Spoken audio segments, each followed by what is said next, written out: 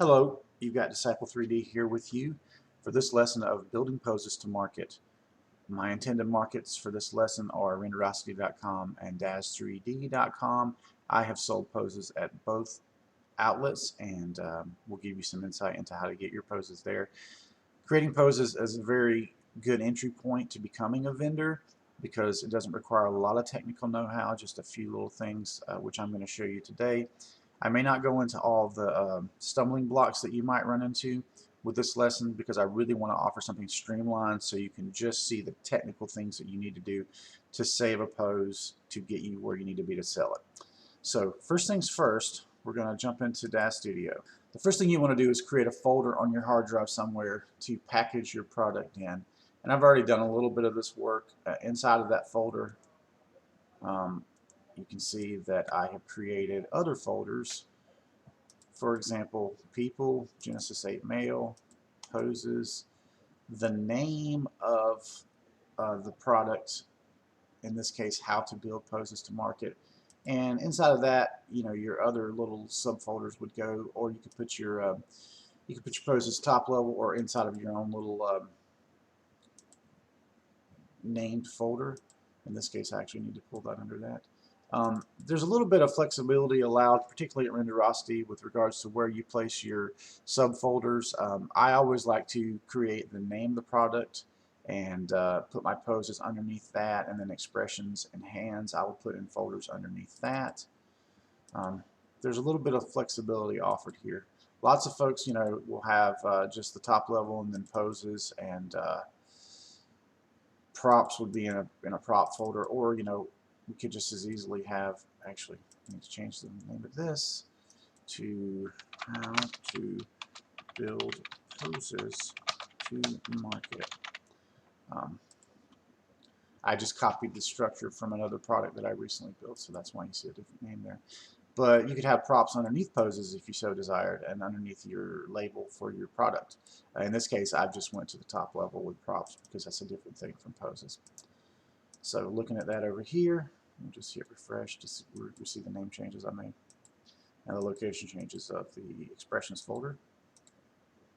How to build poses to market, expressions, and hands. Okay, I'm going to teach you how to build all this stuff.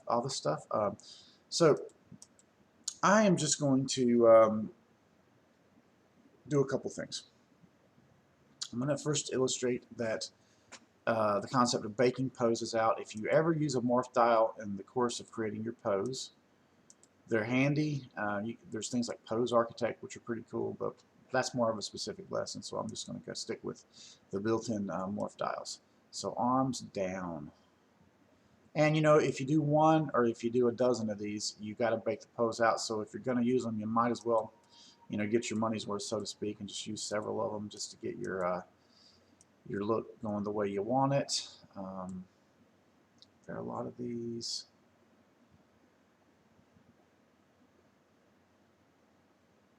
I don't like foam grass quite so much as that one does.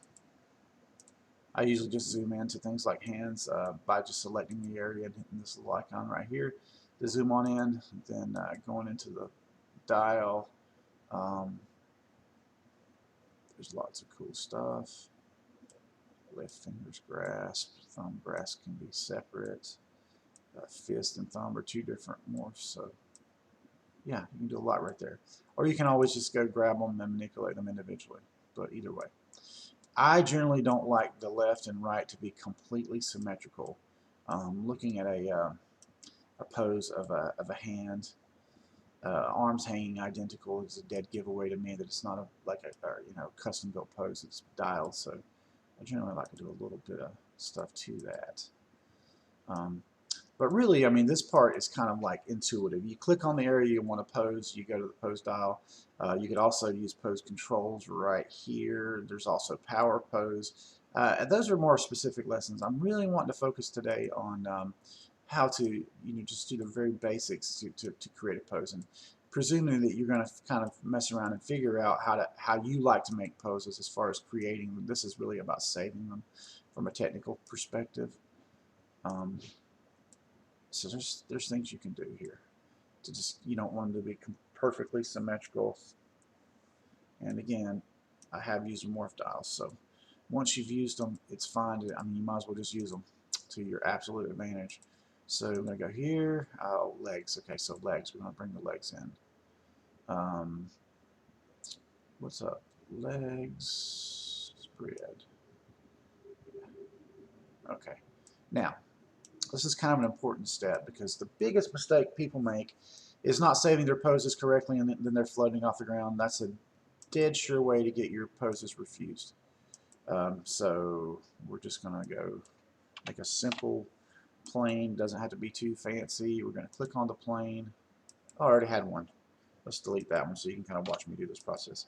With the plane selected, we'll go to surfaces, highlight the plane and surfaces, type in OPAC, move this to like, I don't know, 60 or so. Then you can kind of navigate around. Oh, what's this? He's actually not on the ground plane. That's not cool. So don't grab the root, grab the hip. Once you grab the hip, use the parameters dial and just slowly dial him up until part of the foot is just barely hitting. Now, with just his toe hitting like this, and this is kind of coming from the default pose, I can tell you that if you're looking at the pose with a bare foot, lots of times you're going to have shoes on this. Looking at it barefoot, it's going to appear to be floating, and that's not something we want. I try to like treat every pose like it's going to be used barefoot, and then they can make their own adjustments for shoes. I just feel like that's fair, right? So the issue here is that's barely touching, and the heel is not touching, so that's no bueno, friends. We got to like grab this and go to the dial and just use the bend tool, and we're going to bend slightly so that the heel hits slightly before the bottom of the foot. And then I like to either grab the metatarsals or the toe. In this case, we'll grab the toe. And, well, okay, so let's fix both feet first. Sorry. So on the, and you can actually, if they're in the same position, you can copy this value if you want. For bend, it's going to be negative 33 on one side, which will make it 33 on the other. It's a little confusing about which parts. Oh, actually, I was wrong. So negative there as well. Which parts require you to use that negative integer to get the same result, like the left and right arm is a little confusing. But anyway, so hip selected. Now I'm going to bring it down until the heel touches. Okay, so plenty of heel in that, but not enough, too much metatarsal area. So again, I'm going to just adjust this so that the metatarsals are just barely, and I mean barely touching. Okay, same with this heel. And when the foot is sticking through the plane, you can select it like this, but normally if it's not, like if I want to select the toes, I'm just selecting the plane there. I have to kind of change the view to go up and select the toes. So with something like this, I'm going to select the toe. I'm going to switch back here. I'm going to use the bend dial to just barely make the toes come through. And this is going to kind of give you the feeling, the illusion of having the foot more connected to the plane, particularly when you're having barefoot poses involved. Okay, so this right here, this will pass at both places, and it looks a lot better than just having one singular point touching. You see, it just looks more firm, like they're actually on the ground. So if you're using an HDRI, this can be really important because otherwise you'll have that shadow underneath the foot, and it will not look natural. Okay, so saying we got that, and we have the basic pose we want, and we're just going to call this pose, O2, because it's just a relaxed pose. It's kind of the opposite of the one that I already created. I'm going to turn this off. Now, I'm going to go ahead and save this file because there's probably going to be a moment's wait here. This is a very fast system, and it'll render almost anything in like 5 to 13 minutes, so it's incredibly fast. Liquid cooled video card, very high end. But that does not change the fact that when I bake out poses, for whatever reason, Dash Studio takes a hot minute to do it. It can take like up to 2 minutes to do this. So on our keyboard, we're going to press Shift and B. We're going to bring up this dialog, Bake to Transform. I just leave it with defaults, and we're going to hit Accept. You do have to bake poses out, unless you never use the dials, which that is something that I actually do. I found that it's just easier and quicker to do things by hand, particularly because I don't want things to be exactly the same on both sides, totally symmetrical. And I have a variety of scripts that I'll use to help me mirror body parts and things of that nature, but that's not this lesson. So we have baked our pose out, and now we want to basically save the pose. To save a pose, we want to make sure of two things. We do not save the precise location with the exception of the y-axis.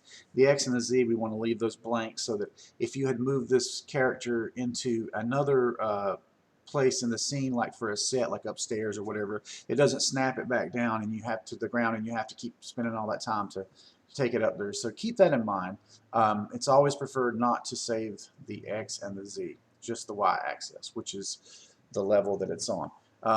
There's going to be occasions where that you'll want to save it off the ground, but again, that's just the y-axis that puts it at the level. So here we go. So we've selected our figure, and we're going to hit the plus sign, select Save Pose Preset here. I like to name my poses with the initials of the product name and then just a number. You can describe them like walking or shuffling or shoveling snow or what have you, but I find that that takes up time, and in the point, trying to make money with your products, you don't want to do anything that takes up time needlessly and doesn't add value. Okay, so first things first, we're going to uncheck everything. Now, I would like to point out that the next step actually does this step for you, but if you do it here, you know you've got it done.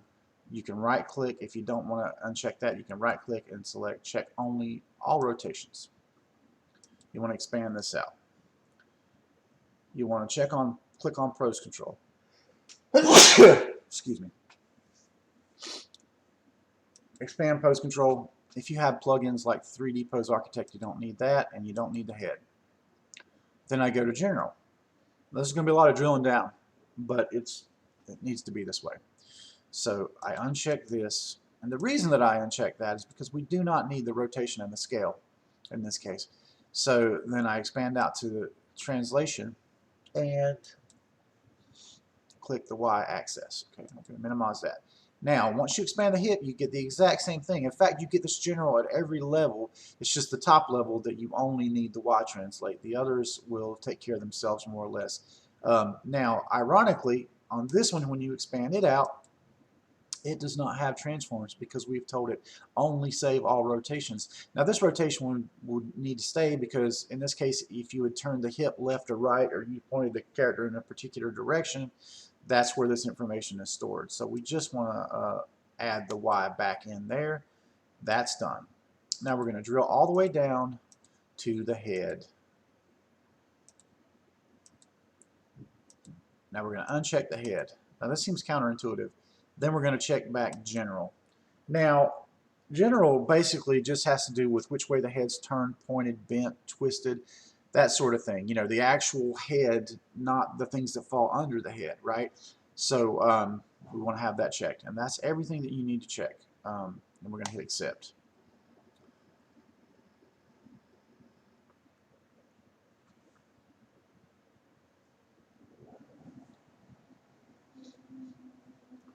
Again, I get that not responding when saving poses. It takes a minute longer than it used to, so I don't know if that's something to do with the fact that I'm using an external drive or whatever, but this may happen a lot quicker for you. So then the next thing is we want to test our pose. So I've made myself a restore pose here, and I'm just going to restore it, and then I'm going to apply it. Great! So that works, right? But let's restore it and let's try something else. Let's raise it off the ground. So it's important that it comes back to the plane. Hey, it does. Awesome. So let's do something else. Let's take it way back here. Now let's say that I wanted to give this character an expression. And I want that expression to say, let's say I've been working on a scene or whatever, and I don't want the expression to change. I go back here and I click on this. Arms go down, but you will note the expression has remained, which is perfect. Restore is intended to get rid of the expression. And just do this. Now, as far as rendering your thumbnails, you want to have every outlet requires you to have rendered thumbnails. And the difference is this is an unrendered thumbnail, this is a rendered thumbnail, okay? And you'll notice when you mouse over these, a larger version of it pops up. So what we want to do is create another camera. I've already done this here, and I call it pose render camera, where I just kind of create the camera and turn the lights off on the camera and get it in its own special pose that I want the perspective to be for all of my renders. And then I like to look up here, you know, as I'm adjusting it and make sure, in some cases, you know, like a different pose might require me to zoom in or out or move left or right. In this case, it does not. So I can see the pre-rendered results here in my auxiliary viewport, which I've just set to use that camera and to have iRay preview on. And the cool thing about this is when I switch off the tab, it's not using that memory because it's not showing it to me, right? If you have a slower computer, this can be an issue. So I know that's correct, and I'm going to just right-click, browse to folder location. I'm going to copy this folder location. Then I'm going to go into my render settings, under General, under Image Path. I'm going to paste this in. There we go. And back in the folder, I'm going to just right-click and copy this ugly unrendered thumbnail. I'm going to paste this into here. I'm going to ensure that my dimensions are 1 by 1 square and that my size is 91 by 91. And then I'm going to hit render. If you do not see this pop-up that says the file already exists, do you want to overwrite it, and click yes, that means you're in the wrong location. You've rendered somewhere else and it will not, and this can drive you nuts sometimes, so you want to make sure you've done that. Now you'll see that this actually changed the thumbnail. Great, but when I mouse over it, I don't see a larger thumbnail. To get the larger thumbnail, we're going to change the DUF to TIP, tip. Then we're going to change the size to 258. Well, there we go, 258, and then we're going to hit render. I'm not going to show this again and the other poses we're going to save because you got it, right? Refresh here. Well, now when you mouse over, you get a much larger thumbnail, so that's just a convenient little thing that we have. Okay, so there you go. There you have it. That is the basics of saving a pose. Now, let's say that we want to create our own expression and save it. Okay. So go back to our expressions folder. We're going to be working in here. Obviously, I have not saved that, and again, I don't want to waste your time by showing you all that for each of these. So we want to select the head. Now, you know, there's a number of ways to create expressions. We want to get end title on the face. Once with the head selected, we're going to go to the pose controls.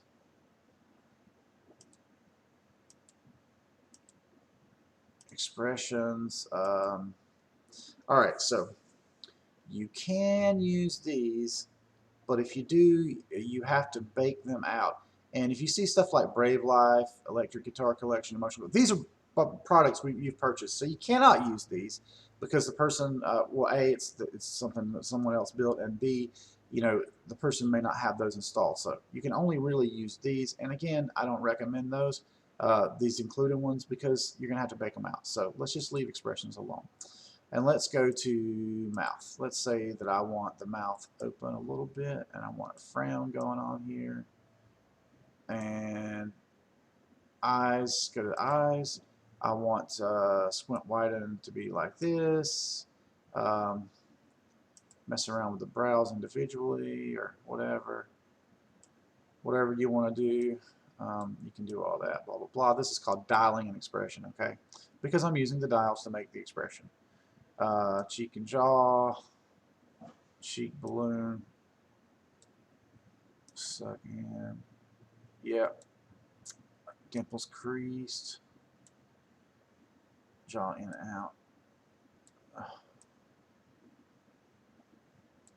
out. You know, this is one place I sometimes will come up with names for expressions, because it's funny. I would call this one besmirch, for example. I have my power pose on a tab here. If you don't have that, you can go Windows, Panels, Power Pose, turn it on, put it wherever you want. Then you're going to click on the head. Now, the basics here are, if you look here, the controls, whether you left click, slide left and right, or up and down, or right click, slide left and right, up and down, produces different results, okay? So, you know, just did that with the right and left button and you got completely different results, right?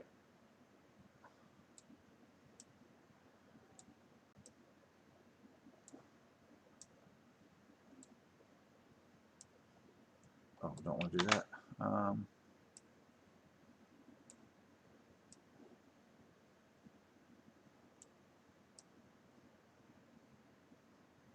Nobody said it had to be beautiful. We're just showing you how to make an expression here.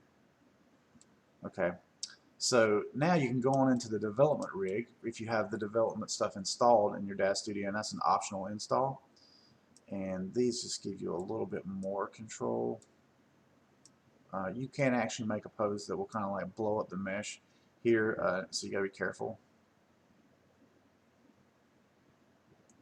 These give you a little bit more latitude. This is not exactly like dialing in, so it's actually dealing with the face rig. So you gotta be careful because you make something that looks really stupid. Usually just making one side of the mouth, you know, that looks awful. All right, so higher, lower, we'll get it done. But people's eyebrow. Okay, so let's say we've done all the work that we want to do. Just give it a quick little, and here I will look at it. There you go. Just give it a quick little, so that looks like he's been punched, right? I might call that one punched. Okay, but anywho, we're just going to go right here, and in this case, I'm using a different camera because I want it, you know, to show that it's an expression. And of course, they have their own folder. Just going to hit plus. Nothing special about this, just how we uncheck and check what we want. 2, okay. So save this, and again, unclick that, or just right-click and go check only. Actually, you know what? Don't have to do any of that. Just unclick everything. Sorry. Pose controls, we just want everything unchecked, but the head. And drill down to the head.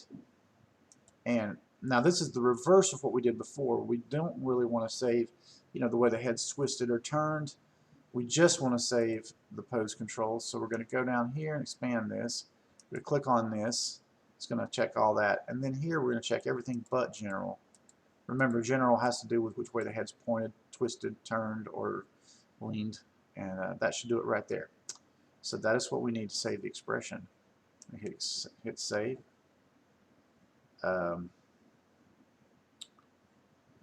This should save our expression, and then we're just going to test it real quick so we can see we got what we want. So he looks like he's been kicked in the face. And again, there are tons of scripts out there that you can buy commercially to help you randomize expressions. It's a lot of fun to play with. Just going to restore this figure. Pop back here and see if I got that and if it works like we expected. And it did not move the body. Yes, perfect. Okay, cool. That did what we wanted. So this expression I made before just to prep. And there we go. There you have it. So now we just render that thumbnail off like I showed you before, and that would be your pose. So I prepared some props here to show you how we want this to work and how it actually can be set up. So what we're trying to do here is we're trying to add a prop that will load and pose the hand like you see here. So I've already created this one. Now we're going to simply delete that one, restore our figure. Whoops, I did not have a figure selected. There we go. Restore our figure, and we're going to load the sword in. And it looks like the sword was not loaded to any particular position. Okay, that's fine. So we'll just kind of get it into a place that we can work with it. Now, I could use that hand grip, but because it takes 3 minutes to bake that pose out, I am not going to do that. I'm just going to do this the old-fashioned way, manually, which is really better anyway, truth be told, because it's specific to your prop. Okay, so grab our prop, lower it just a little bit. and kind of looking at the contour of the hand, just think how would it naturally fit in that little crook of the thumb. It feels like slightly that way would work the best. Just don't want any intersection, that's the main thing. Okay, down, there we go. And you can twist a little bit on that, that's cool. Up, down. And of course we're going to want to bend that thumb a little bit.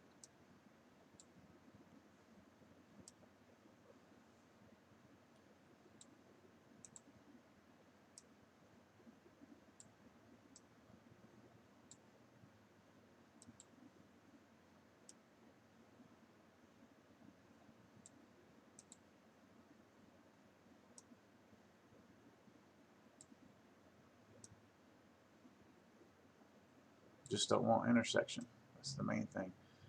Now I have purchased a lot of poses that do intersect on the inside, and you know, it's just one of those things you're not supposed to, and they let it pass in some places. Personally, I don't like that. I feel like I'm kind of gypped. I feel like, you know, they didn't really take care of me on that pose,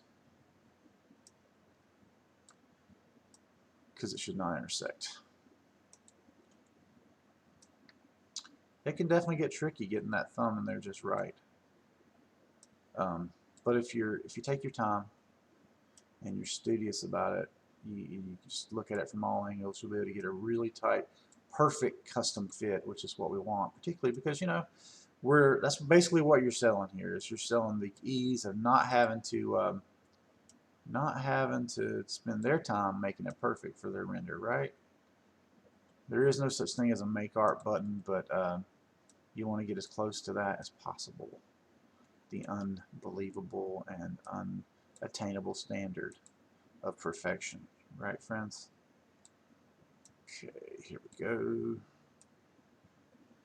There we go. Okay, this is how I do it. This is how we do it. Okay, so this right here is a little tight on the hand, so I kind of have to do more of a general pose. There we go.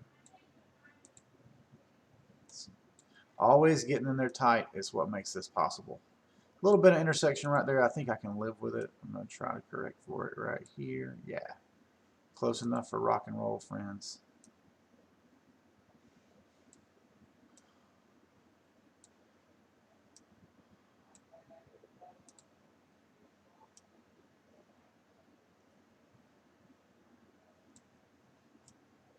Okay.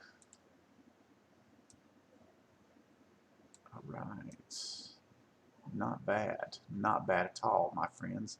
All right, now there's a very important step here that I've almost forgotten. We can't forget it. So we have to,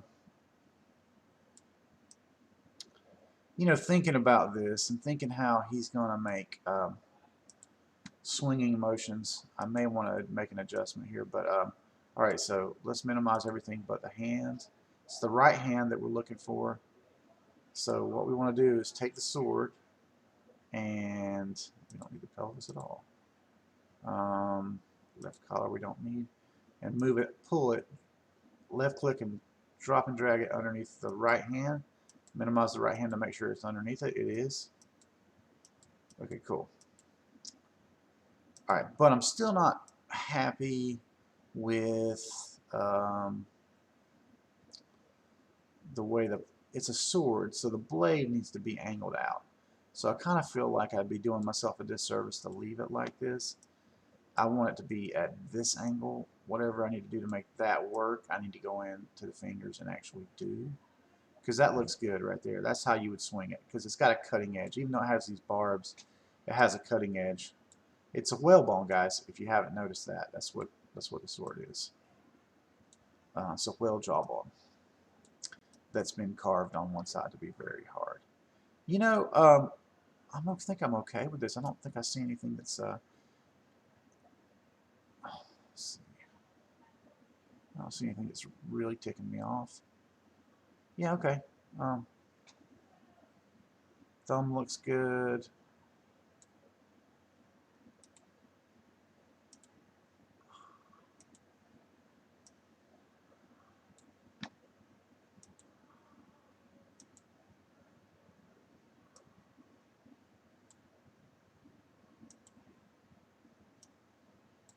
Yeah. Okay. That's looking good, guys. So here's the counterintuitive part.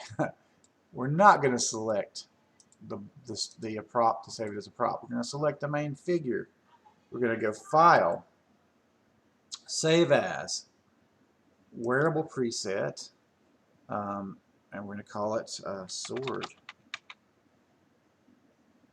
inside of here. We're actually going to overwrite that. Only because, you know, it just happens to be the same name, and I already had the example there, so I could load it. Wait, you know what? Let's not call it. Yeah, that's fine. Okay. So, you want to override it with this file? Yes. Okay. So, now you're like, how do I tell it which parts of the body to save with it? Oh, you got it right here, and then you're here. And the first time I tried to do this, I'm like, hey, it won't let me do anything. Include pose settings. Uncheck that. Go right here. Go to hands. It's the right hand we want to save. Then drill down, just like before, to the area that you want to affect the geometry with the prop. And it's real simple because all we're going to do is click right hand and then you're going to hit accept. Now we have a smart prop figure that will load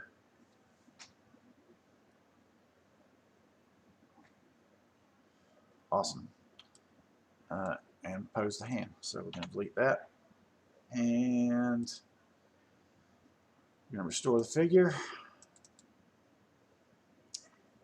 There you have it. Here we go. With him selected, we're just going to hit sword. And Bob's your uncle. Pose the hand. Okay, cool. Now, another thing you could do is you can save the hand as a pose as well. There might be an occasion where you just want to be able to apply that hand pose. So, of course, you just go in here and look at it and make sure everything's cool with the figure selected. Go to our hands folder. And we're going to make this right here. I've already made it, but here's how we would do it. Pose preset. Genesis 8 male sword grip. That's what we're trying to do. Yes. Uncheck this and then just go down again. Once again to hands, right hand.